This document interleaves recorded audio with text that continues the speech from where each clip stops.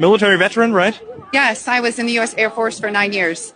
Wow. And you came out and blew the whistle on geoengineering, things that you witnessed were going on. Can you give us the real nutshell? Absolutely. Basically, I had heard of what many people know as the term chemtrails. And I worked in a job called bioenvironmental engineering, and I thought that was insane. And why would we do something like that? Modify the weather by using hazardous materials in our atmosphere? So, and actually the process of trying to debunk it or disprove it, I realized it was actually coming right out of my office, as I was one of the people that was approving the chemicals. And it really shook the core of my oath. And I did a lot of sampling, a lot of investigation, and I blew the whistle and I got out. And I've now used my credentials, my oath, and my powers for good to help people understand it's very real. It's now openly admitted.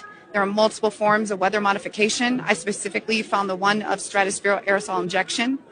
And collectively around the globe, we have to understand that it is now being admitted because they're saying it's combating climate change. Well, the climate change we need to be worried about is man-made climate engineering, also known as geoengineering. And when you say you had chemicals being pumped into the air, what kind of chemicals are they putting out that rain down on humanity, basically? Nanoparticulate metals, like you had different sulfates and barium and strontium.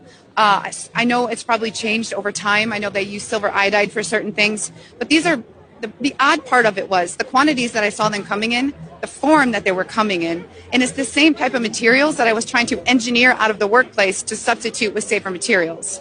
And when you notice that what's called a safety data sheet, the information about a chemical of what personal protective equipment to wear, how do you dispose of it, how do you pack it to ship it, when key information is missing, I ask questions, and my questions led to demonization, and I knew I found something I shouldn't have.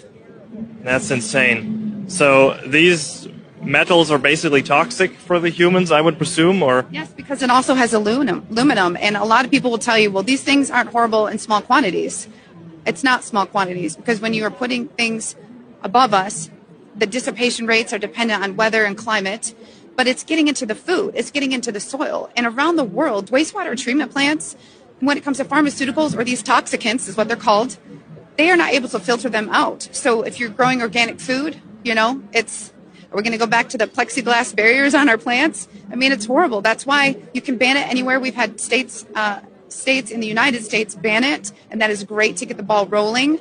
But people really need to wake up to it, irrespective of any political party. It's not okay. And you're seeing a huge increase in neurodegenerative issues like Alzheimer's. It's really difficult for people with respiratory issues and asthma. And people are wondering why they have allergies 24/7, 365.